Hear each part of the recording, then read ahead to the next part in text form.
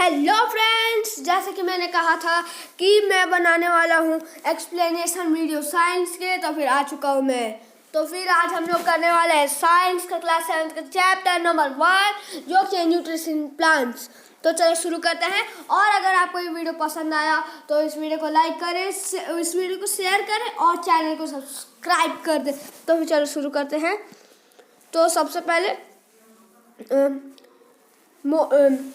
जो स्टार्टिंग है, in class 6 you have learned that food is essential for all living organisms. You also learned that carbohydrate, protein, fat, vitamin and mineral are components of food. These components of food are called nutrients and are necessary for our body. तो उसके बाद all living organisms require food. Plant can synthesize food for themselves, but animal including humans cannot. They get it from plants or animals that eat plants. Thus, animal and human are directly or indirectly dependent on plants. So, इस paragraph में हमें ये पता चला कि जो nutrients है वो हमारे लिए बहुत ज़रूरी है। सभी ऑर्गेनिजम्स को फूड चाहिए रहता है। और हमें इस पैराग्राफ में यह बताया गया कि कार्बोहाइड्रेट, प्रोटीन, फैट, विटामिन और जो मिनरल है उन्हें कंपोनेंट ऑफ फूड कहते हैं। और कंपोनेंट ऑफ फूड, और यही component of food are called nutrients. और ये हमारे लिए बहुत ज़रूरी होता है। जो प्लांट्स होते हैं वो कुछ सनलाइट के हेल्प से खाना बनाते हैं। और जो बाकी ऑर्गेनिजम्स है, एनिमल है इंक्लूडिंग ह्यूमंस, वो प्लांट्स पर ही डिपेंडेंट है। तो उसके बाद आता है mode of nutrition in plants. Plant are the only organism that can prepare food for themselves by using water, carbon dioxide and mineral. The raw material are present in their surrounding. हाँ, जैसे कि मैंने बताया था कि जो plants रहते हैं वो एनवायरनमेंट में प्रेजेंट चीज़ों से बनाते हैं। तो फिर ये सब वाटर, कार्बन डाइऑक्साइड और मिनरल से ये बनाते हैं। The nutrients enable living organisms to build bodies, to grow, to repair damaged part of their body, and provide the energy to carry out life processes. Nutrition is the mode of taking food by organisms and its utilization by the body. The mode of nutrition in which organisms take food for themselves from simple substances is called autotrophic nutrition. Therefore, plants are called autotrophs. The animal and most other organisms taking food prepared by plants, they are called heterotrophs. तो फिर ये जो 1.1 mode of nutrition in plants है उसमें हमें ये बताया गया कि प्लांट्स अपना खाना किन चीज़ों से बनाते हैं, वो कहाँ से आता है, ये न्यूट्रिशन क्या होता है। Nutrition is the mode of taking food by an organism and its utilisation by the body. Nutrition एक मोड है जिसमें जो ऑर्गेनिज्म रहते हैं वो फूड को इनटेक करते हैं और उसका यूटिलाइज होता है जिससे हमें न्यूट्रिएंट्स मिलते हैं। अब जो न्यूट्रिशन में कोई भी ऑर्गेनिज्म खुद से खाना बनाता है उसे ऑटोट्रॉपिक कहते हैं। ऑटो मतलब सेल्फ और ट्रोपोस, जो यहाँ ट्रॉपिक है वो है ट्रोपोस, उसका मतलब है नरिशमेंट। सो इसी से बनता है ऑटोट्रॉपिक न्यूट्रिशन। दूसरा, और जो प्लांट्स हैं उन्हें ऑटोट्रॉप्स कहते हैं क्योंकि वो खुद से खाना बनाते हैं। और दूसरा है हेटरोट्रॉपिक, जो मोस्ट ऑफ द ऑर्गेनिज्म होते हैं वो प्लांट्स के द्वारा बनाया गया फूड को खाते हैं, इसलिए उनको कहते हैं हेटरोट्रॉप।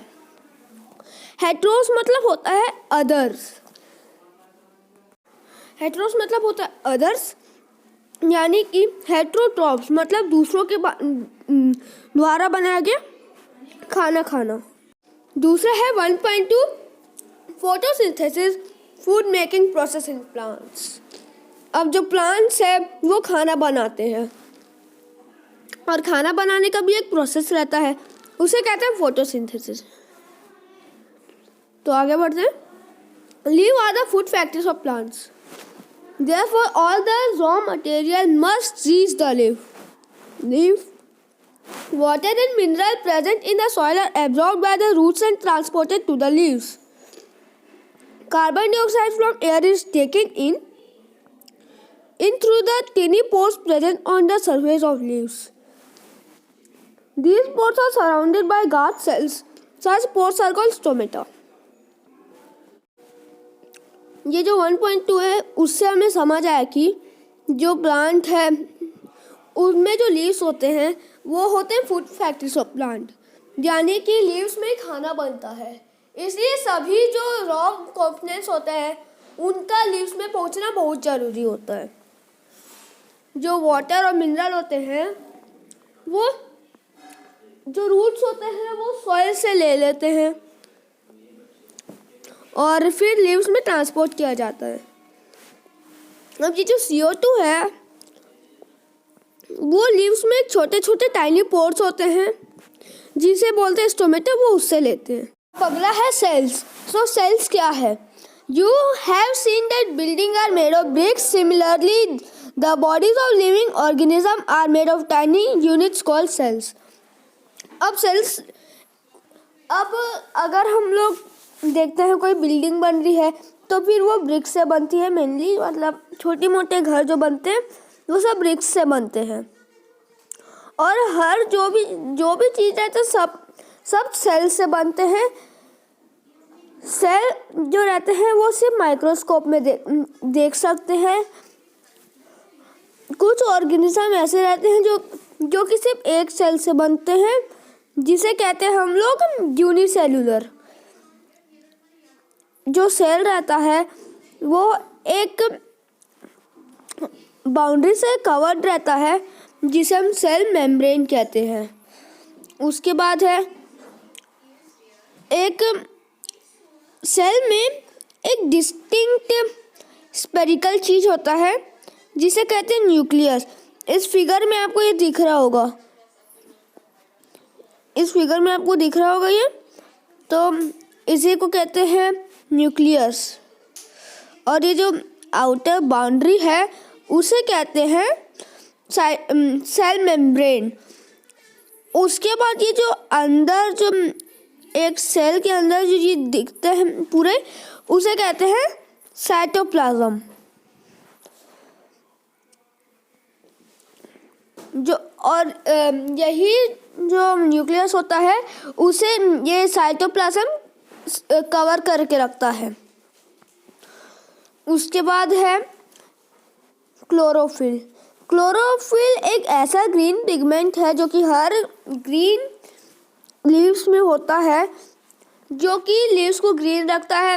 और यही मेन बहुत ही इम्पोर्टेंट चीज़ है एक प्लांट के लिए, क्योंकि यही वो चीज़ है जिसके वजह से खाना बन सकता है. अगर ये नहीं रहेगा तो खाना बनना नामुमकिन है. क्योंकि ये जो क्लोरोफिल रहता है वो सन की एनर्जी को एब्जॉर्ब करता है. और आपको पता होगा कि जो फोटोसिंथेसिस प्रोसेस है उसके लिए बहुत इम्पोर्टेंट रहता है सनलाइट. और अब फोटोसिंथेसिस की बात आ गई है तो फोटो का मतलब होता है लाइट, सिंथेसाइज मतलब होता है to combine, photo to combine. तो पौधे के लिए खाना बनाने के लिए, पेड़ पौधे के लिए खाना बनाने के लिए मैंने आपको पहले बताया था कि क्लोरोफिल, सनलाइट, कार्बन डाइऑक्साइड और वाटर इम्पोर्टेंट रहते हैं. और इसी से हमको ये पता चलता है कि सन जो है वो एनर्जी के लिए एक अल्टीमेट सोर्स है.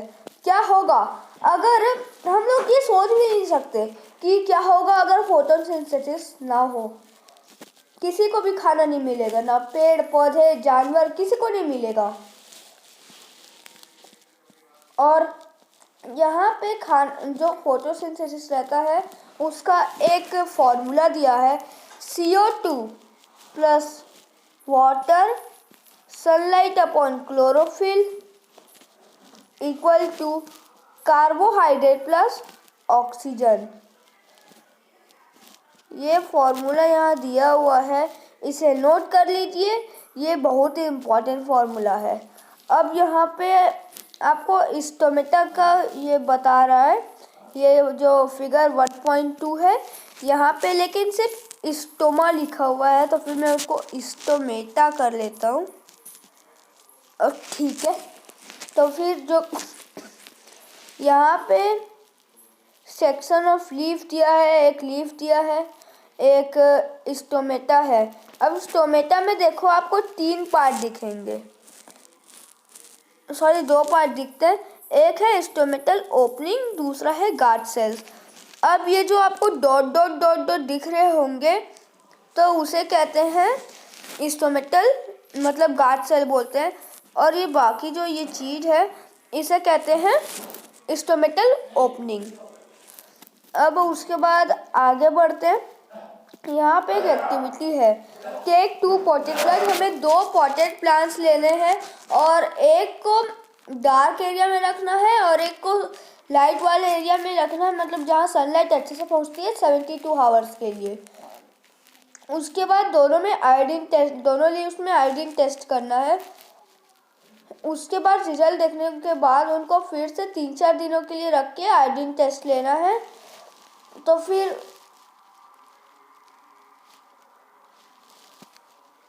फिर और जो ऑब्जर्वेशन उसको कॉपी में लिखना है, ऐसे आप दिया हुआ एक्टिविटी, इसको मैं भी एक बार ट्राई करूँगा। अब आगे बढ़ते हैं। अब ये देखिए एक एल्गे नाम का एक नाम दिया हुआ है इधर, एल्गे। तो फिर एल्गे क्या है? एल्गे एक ऑर्गेनिज्म है जो कि स्टैग्नेंट वाटर में, यानी कि रुके हुए पानी में आता है। तो फिर और ये भी ग्रीन कलर का होता है, यानी कि इसमें भी जो रहते हैं वो पेड़, मतलब फोटोसिंथेसिस होता है। उसके बाद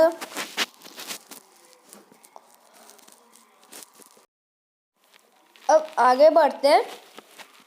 other mode of nutrition in plants.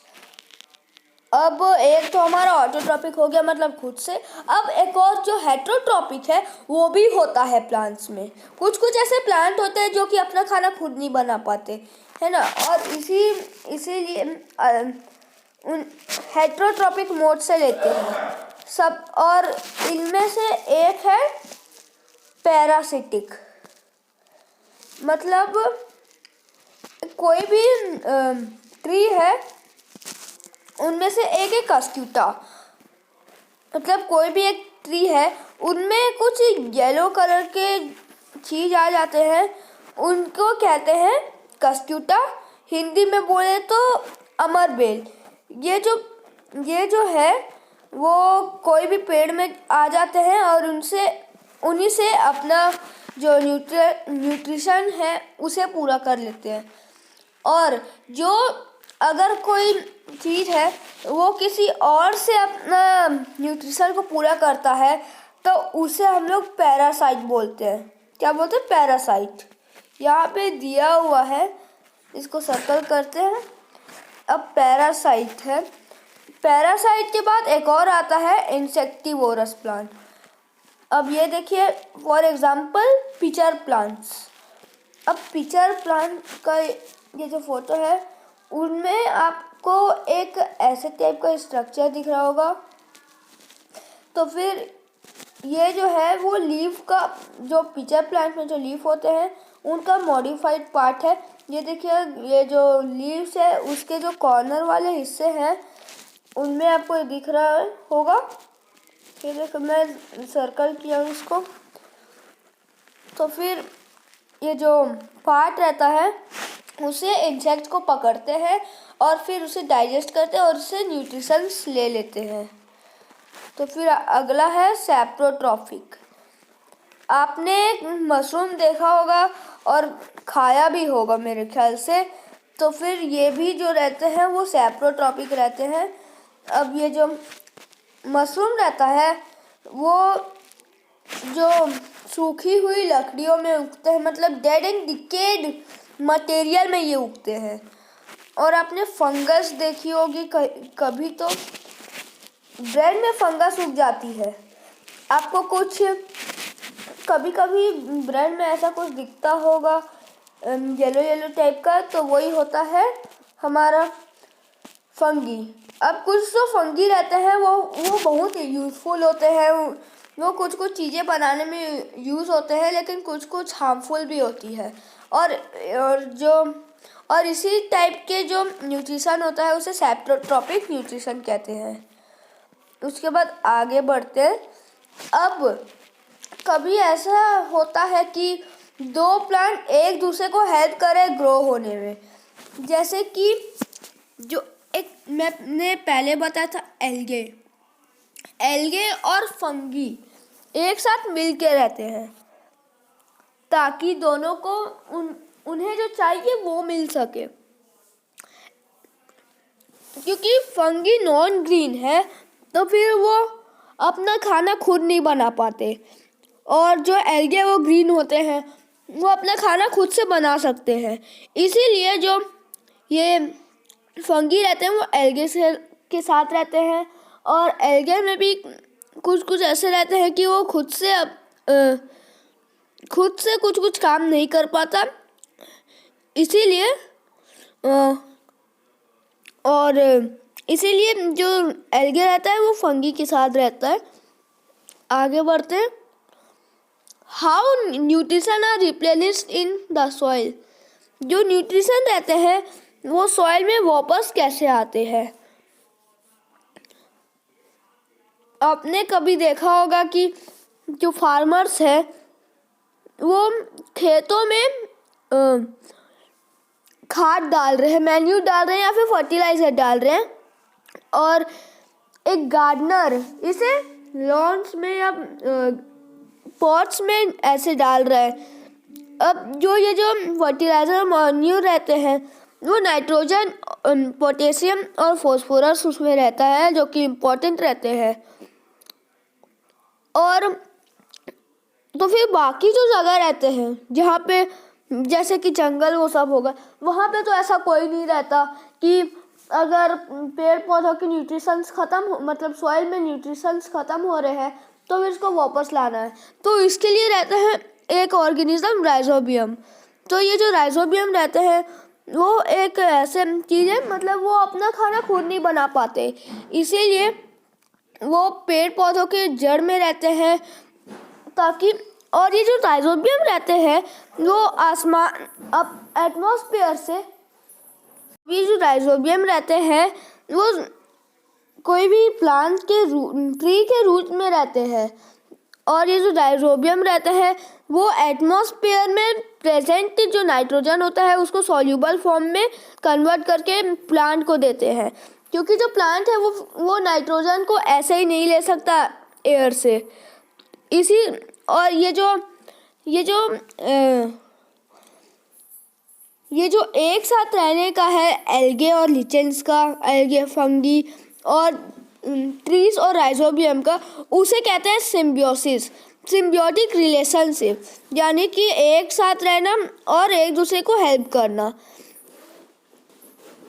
और ऐसे ही इसलिए जो लेग्यूम्स रहते हैं उनके साथ ये सब रहते हैं। और इसी के साथ ये चैप्टर ख़त्म हो चुका है। तो फिर आज हमने क्या क्या सीखा। All organisms need food and utilize it to get energy for growth and maintenance of their body. Green plants synthesize food themselves by the process of photosynthesis. They are autotrophs. Plants like ascita and parasites, they take food from the host plant.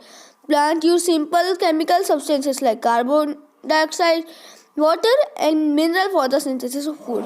Chlorophyll, water, carbon dioxide and sunlight are the essential requirements for photosynthesis. Complex chemical substances such as carbohydrate are the product of photosynthesis. Solar energy is absorbed by the chlorophyll present in leaves. Oxygen is produced during photosynthesis. Oxygen released in photosynthesis is utilized by living organisms for their survival. Many fungi derive nutrition from dead and decaying matter. They are saprotrophs. A few plant and animals are dependent on other on their nutrition and are called heterotrophs. तो इसी के साथ ये chapter ख़त्म हो चुका है। तो फिर बैक एक्सरसाइज करते हैं। तो फिर फिल इन द ब्लैंक्स करते हैं। पहले green plant are called dare since they synthesise their own food. तो फिर इसका आंसर होगा, तो फिर जो इसका आंसर है वो है हमारा ऑटोट्रॉप्स। ये है ऑटोट्रॉप्स। यहाँ पे स्पेस नहीं है इसलिए छोड़ो, मैं लिखता नहीं हूँ अभी। इसके बाद दूसरा है the food synthesised by plant is stored as dash. इसका आंसर है ग्लूकोज। इसका आंसर है ग्लूकोज।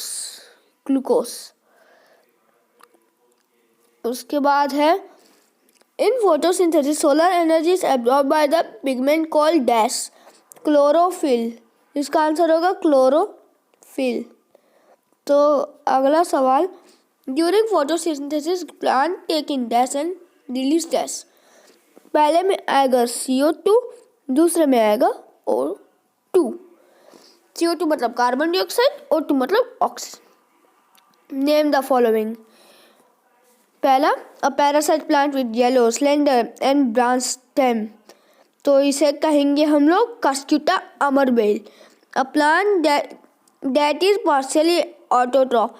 एक ऐसा प्लांट जो कि पार्शियली ऑटोट्रॉफ है, तो वो है हमारा पिचर प्लांट, क्योंकि उसके जो लीव्स है वो ग्रीन होते हैं। The pores through which leaves exchange gases stomata. अगला, टिक द करेक्ट आंसर। अब ये जो कास्क्यूटा है वो क्या है? पैरासाइट। दूसरा सवाल, the plant which trap and feed on insect is cuscuta, China rose, pitcher plant या रोज? तो वो है हमारा पिचर प्लांट। अगला देखते हैं, मैच द फॉलोइंग है। क्लोरोफिल का क्या आएगा? क्लोरोफिल का आएगा लीव्स। जी हाँ, क्लोरोफिल का आएगा लीव्स।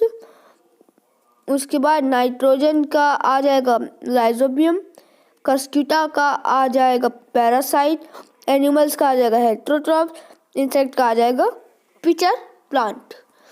अब अगला है ट्रू फॉल्स। तो फिर the carbon dioxide is release during photosynthesis. It's totally wrong. The plant which synthesize their own food are called saprotroph. It's also wrong. The product of photosynthesis is not protein. It's true. I think true. और या फिर false भी हो सकता है। इसमें मेरे को डाउट है, इसलिए मैं एक बार चेक करके आपको शॉर्ट्स के थ्रू आपको ये बता दूंगा कि ये ट्रू है कि फॉल्स। अब fourth question, solar energy is converted to chemical energy during photosynthesis। ये ऐसे एकदम सही है। और हमने ये चैप्टर 6 में भी इसके बारे में जानेंगे। केमिकल एनर्जी है कि सोलर एनर्जी, वो सब के बारे में जानेंगे। उसके बाद है ये last, choose the correct option from the following. In which part of the plant taking carbon dioxide and from the air. तो इसका आंसर होगा स्टोमेटा। इसका आंसर स्टोमेटा। दूसरा है कि plant take carbon dioxide from the atmosphere mainly through the air. तो इसका भी आंसर हो जाएगा लीव्स। तो फिर इसी के साथ ये चैप्टर ख़त्म हो चुका है। इसके बैक्स भी ख़त्म हो चुके हैं। तो अगर आपको ये वीडियो पसंद आया है तो इस वीडियो को लाइक कीजिए, वीडियो को शेयर कर दीजिए, चैनल को सब्सक्राइब कर दीजिए। और अगर कोई भी मतलब बैकग्राउंड नॉइस आ रहा हो तो उसके लिए सॉरी।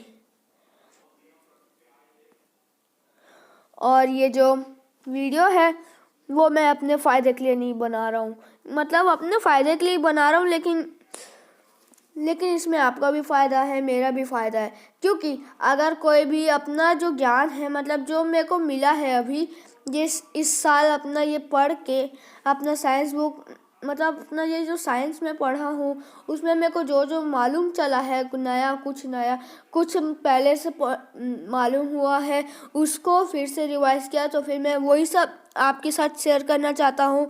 और जो मेरे से जूनियर्स है तो उनको मैं ये जो चैप्टर्स है वो समझाना चाहता हूँ। तो बाय।